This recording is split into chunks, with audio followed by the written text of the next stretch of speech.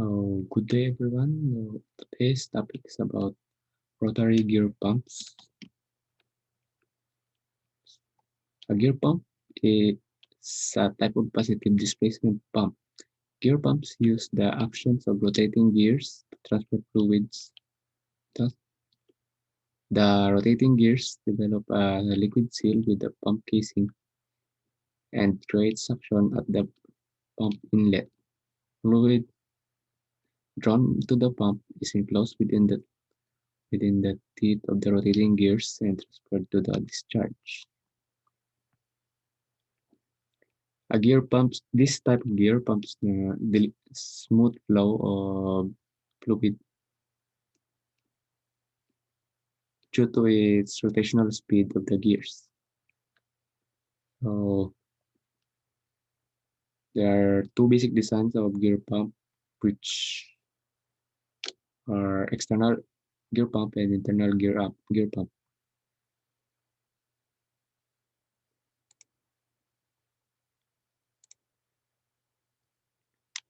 A external gear pump consists of two identical interlocking gears supported by by separate shafts. So this is what an external gear pump looks like. Um, and the other one is internal gear pump, which operates on the same principle, but two interlocking gears are of different sizes with one rotating inside the other. So as you can see, an external gear pump has two similar gears meshing with each other, while internal gear pump has a small rotor inside with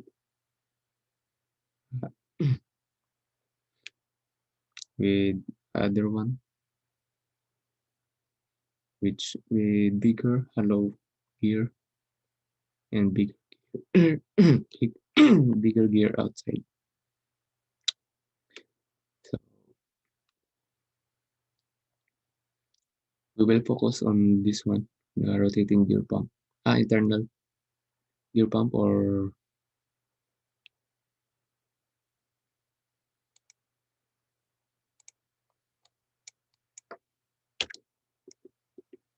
the rotating gear pump or the rotary gear pump.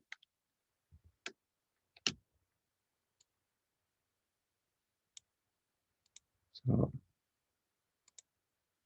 we will focus on internal gear pump. Internal gear pump, the the larger gear or the rotor is an internal gear, which you can see. It has the teeth projecting inside. Within this smaller external gear, the idler or the idle gear or the rotor is driven, mounted off center.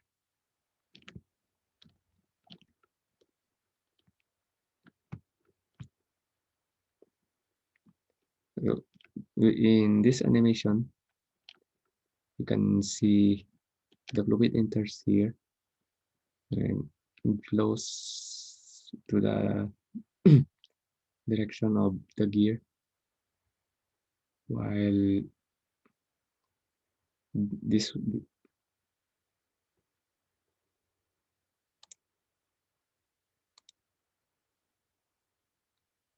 gear here, this portion here seals the serves as a seal, which creates suction to this part. Then discharges it to the other side.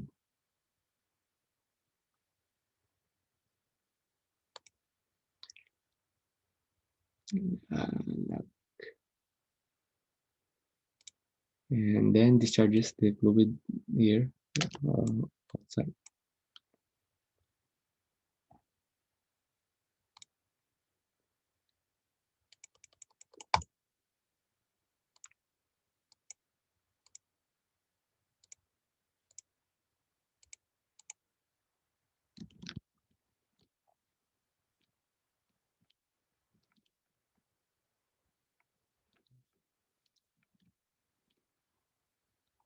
So this internal gear pump is also known as the gerotor, which means generated rotor,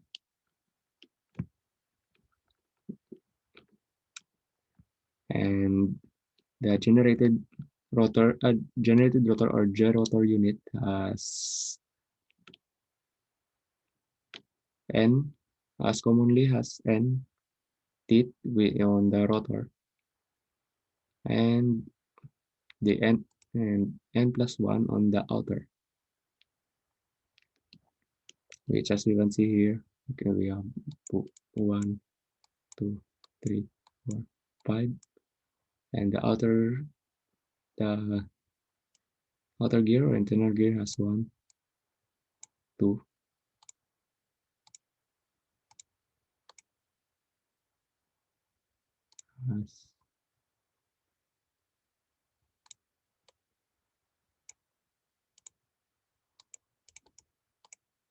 has one, two, three, four, five, six. So it it applies the principle of the gerotor gear, which implies that the the outer gear should be greater by one on the outer gear, but that design can be revised on the other design, but that's the standard for it to flow, for it to rotate and mesh with each other.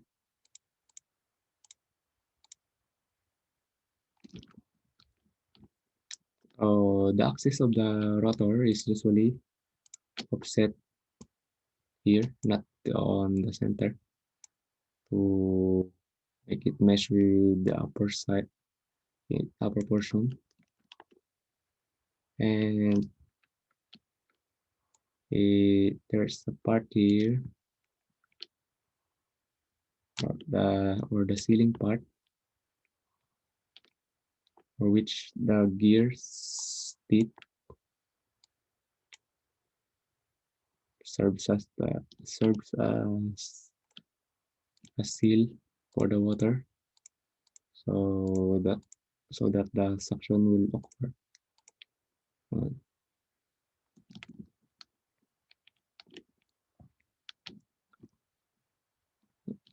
the suction or the vacuum will occur. During this compression period, the fluids can be pumped, or not only fluids but also gas, pumped, compressed, and discharges to the other side. So, based for its history, at the most basic level, a gerotor is essentially one that is moved via fluid power. Originally, this fluid was water. Today, the wider use is in hydraulic devices. Meron A.F. Hill, who might be called the father of gerotor, list efforts by Galloway in 1787, and by Nash and Tilden in 1979, Cooley in 1900, and by Professor Lilly of Dublin University at 1915, and by Furherd in 1918. These men were all working to perfect an internal mechanism of a one-tooth difference to provide displacement. So since 17th century, 18th century, they're already developing internal rotary gear pump and designing it so that it will become efficient on and design so that it will become efficient in pumping fluids. Myron Hill made his efforts in 1906 and then in 1921 gave his entire time to developing the gyrotor. He developed a great deal of geometric theory bearing upon these rotors, coined the word gyrotor, and secured basic patents of gyrotor. So these are the working principle. There are three stages in an internal gear pump working cycle. First is filling, which where the fluid enters the pump. Transfer, wherein the pump travels through the gears, and then delivery, where the fluid exits.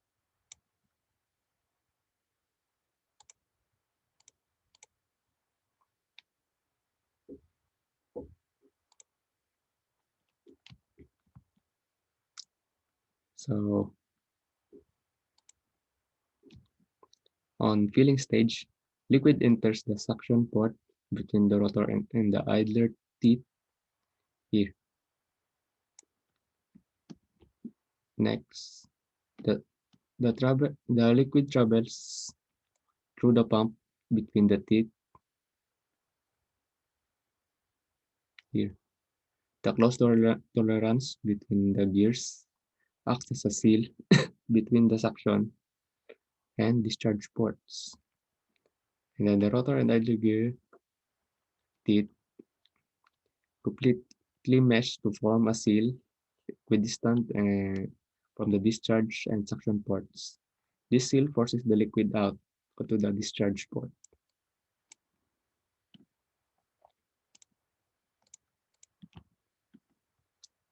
Loss tolerance, loss tolerance between the gears and the casing allow the pump to develop suction on the inlet and prevent liquid from going back um, from the to the inlet side. But this type of pump may leak on low viscosity liquid despite its close tolerances between the gears, because low viscosity fluid travels through it.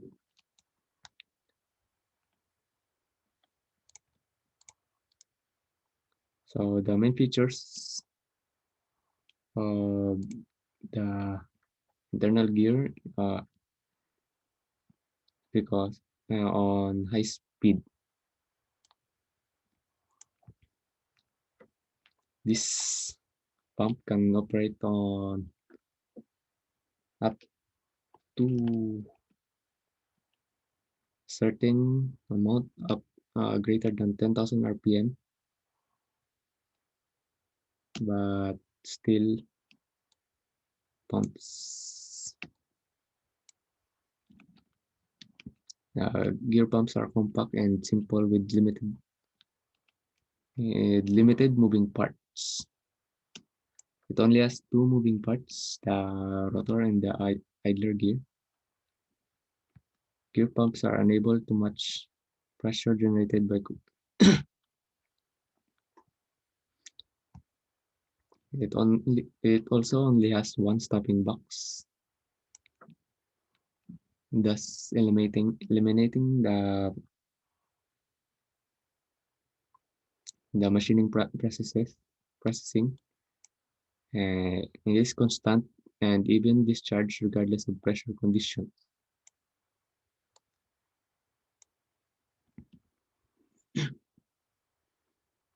It also operates well in either directions. So when you have a reversible motor, you can reverse that motor. Then the fluid flows back, but that also works. Next is quiet operation. This is due to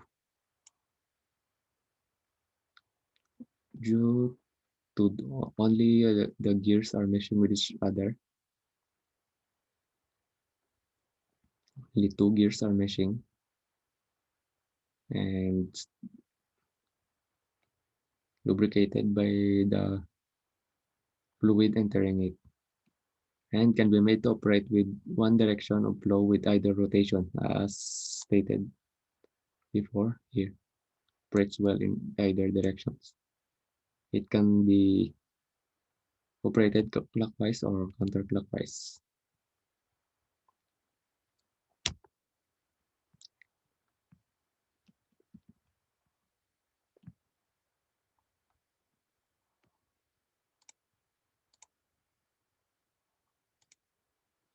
So its limitation is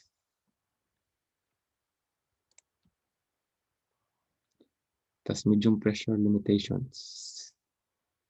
It on it can only handle medium pressure. High pressure application are usually not applicable with this type of pump. It has fixed clearances,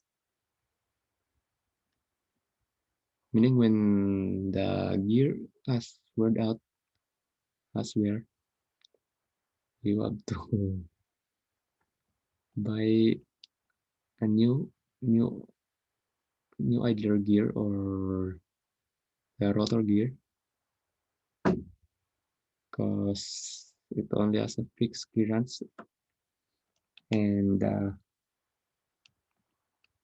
the wear and tear can have, and the clearance from wear can make the pump slightly ineffective and not working properly. Next is the no solids allowed, because the solids make the can make the gears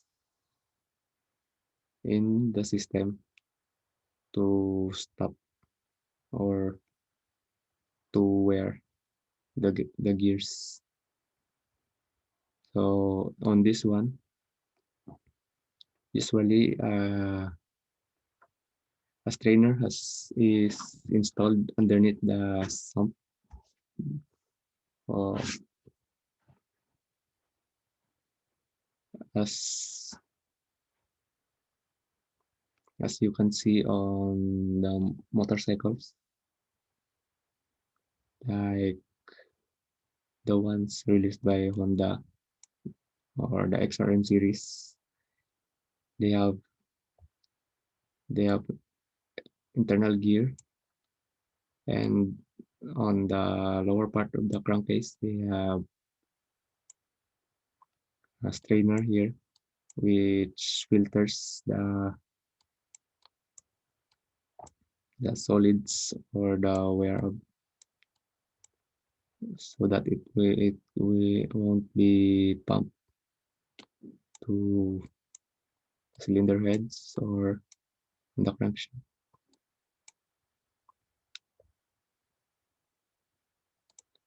Next is one bearing runs in the product pump.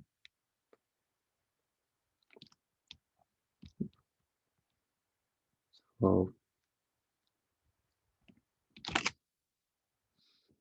only one bearing is installed. Only one bearing running in the fluid,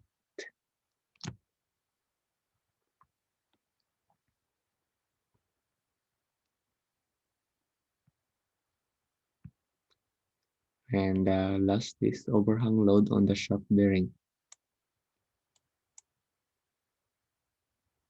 because of too much work. Overhang load can occur on its bearing, and should be checked properly.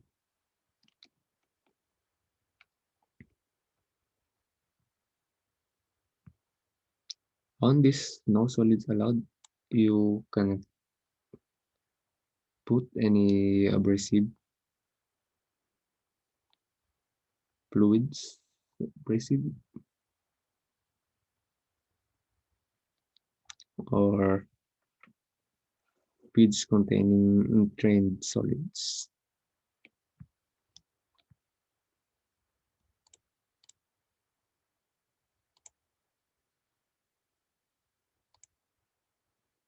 Uh, so here are its main applications.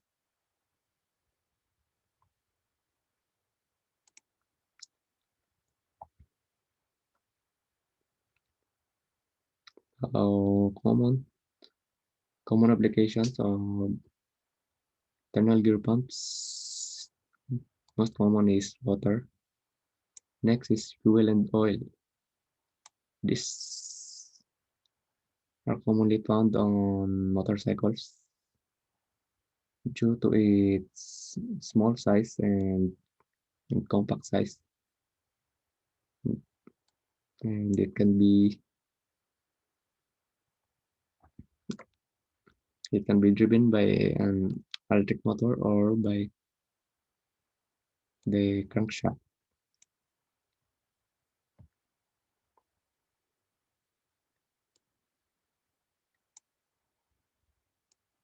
Did, did you know that the oil in the motorcycle is pumped by a rotary gear pump?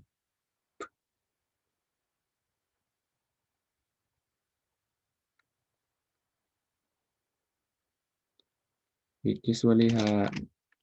looks like this.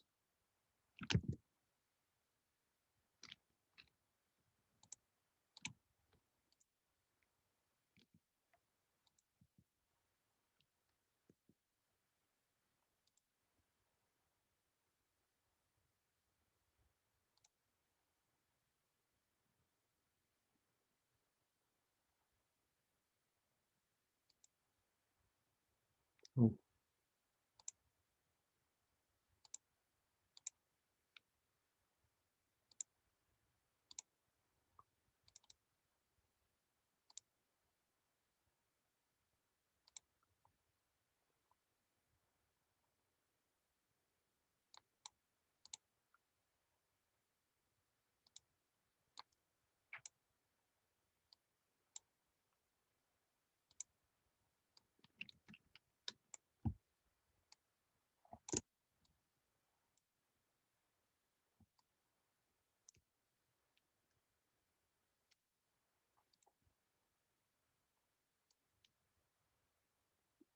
so this is an example of internal gear pumps commonly found on your house, or even your garage.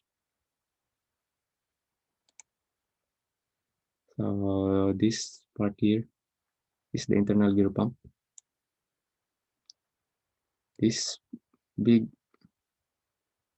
sprocket or gear is usually driven by the crankshaft.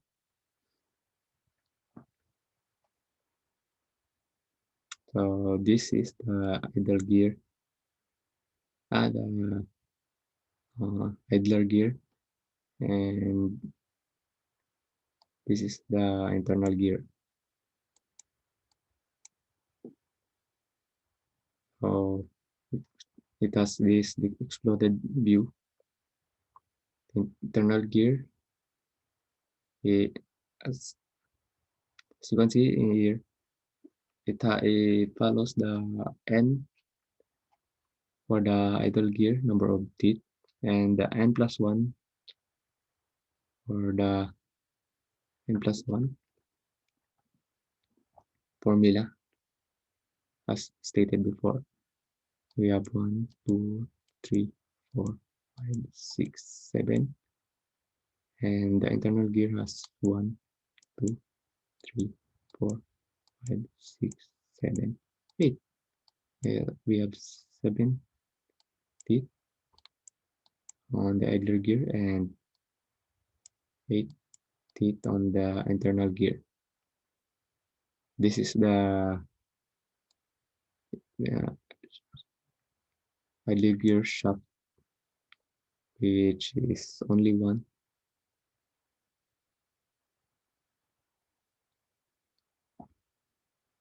And this is the housing.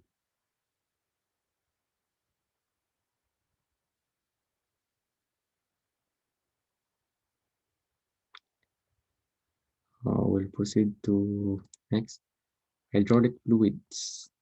This type of pump is also used on hydraulic pumps, mm,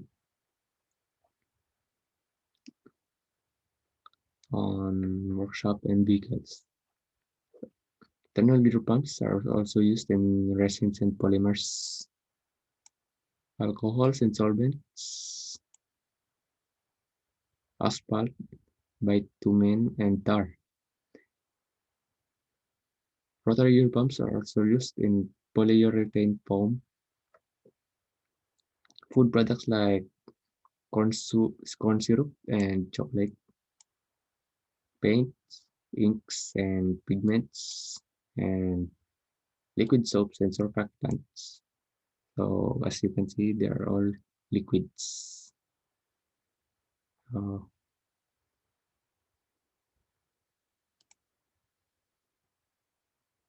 that's it. Thank you for watching.